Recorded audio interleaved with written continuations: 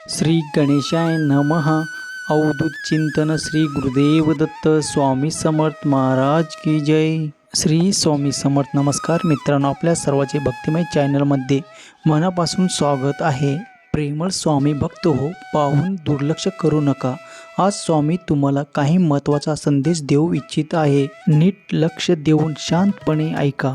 स्वामी तुम्हाला काही सांगू इच्छित आहे. स्वामी म्हणतात, पुढील 5 मिनिटे हे तुझ्यासाठी महत्त्वाची ठरणार आहे.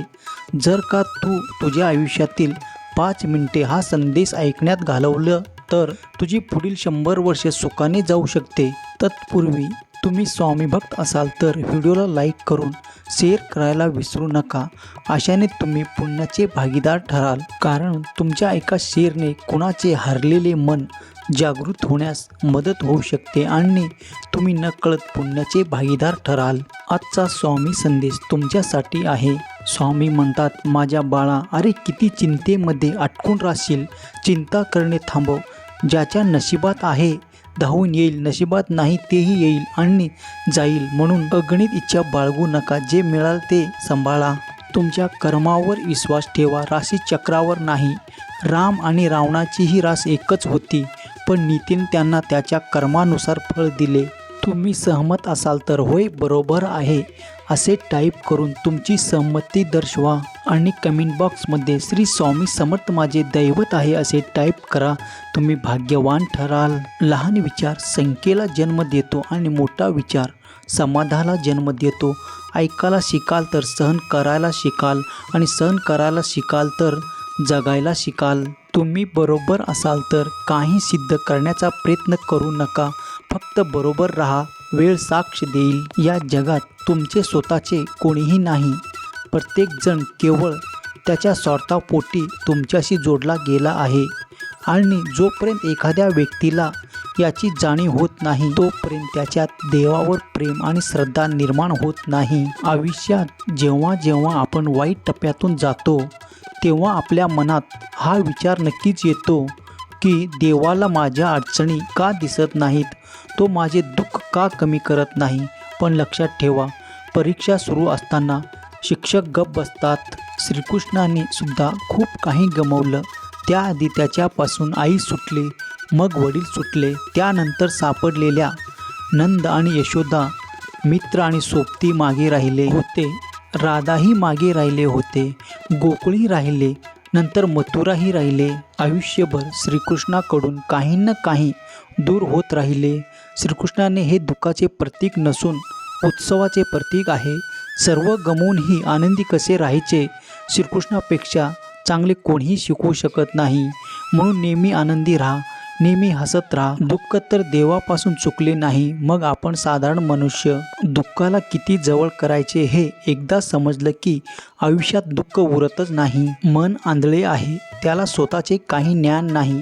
मनाला काहीच कळत नाही आणि ते नीट मार्गदर्शनही करत नाही. म्हणून आपल्या मनाच्या शब्दाचे आंधळेपणे पालन करून महत्त्वाची कामे पुढे ढकलणे थांबवा. तुम्ही नेहमी तुमच्या बुद्धीने काम करा, मनाने नाही, कारण आंधळे मन तुम्हाला महत्त्वाच्या गोष्टी करण्यापासून नेहमी थांबवते. जेव्हा तुम्ही तुमच्या बुद्धीने महत्त्वाची कामे करायला सुरुवात कराल तेव्हा तुमचे मन हळूहळू तुमचे मित्र बनते. परंतु सध्या तुमचे मन तुमचे शत्रू बनले आहे, जे तुम्हाला दिवसेंदिवस नष्ट करत आहे. सहमत असाल तर होय बरोबर आहे असे टाईप करून तुमची सहमती दर्शवा. कलियुग चालू आहे, म्हणून तुमच्या मनातून हा विचार काढून टाका की कोणीतरी तुमच्याशी विनाकारण नातं ठेवले. तुमच्याजवळ असं काही ठेवा की ते मिळवण्यासाठी लोक तुमच्याशी जोडले जातील. स्वतःला रिकामे होऊ देऊ नका, कारण लोक रिकाम्या वस्तू कचऱ्यात टाकतात.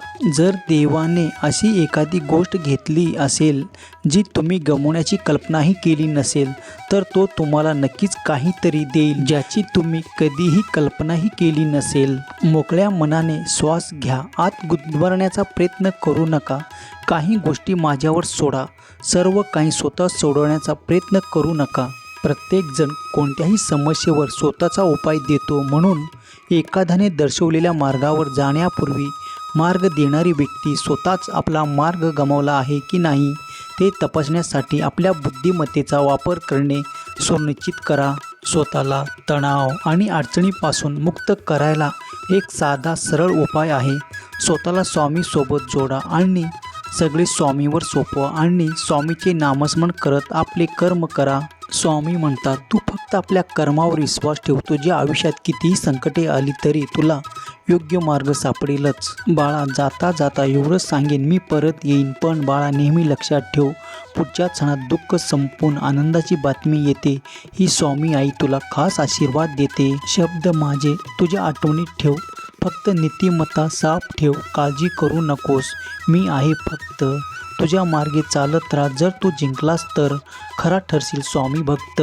हा संदेश शेवटपर्यंत पाहिल्याबद्दल धन्यवाद. जय शिवशंकर. नमामि शंकर. शिवशंकर शंभो. जय गिरिजापती भवानी शंकर. शिवशंकर शंभो. मित्रांनो, हा संदेश शेअर करायला विसरू नका आणि कमेंट बॉक्समध्ये स्वामी नामाचा जयघोष घालायला विसरू नका. स्वामी तुमच्या सर्व इच्छा मनोकामना पूर्ण करेल.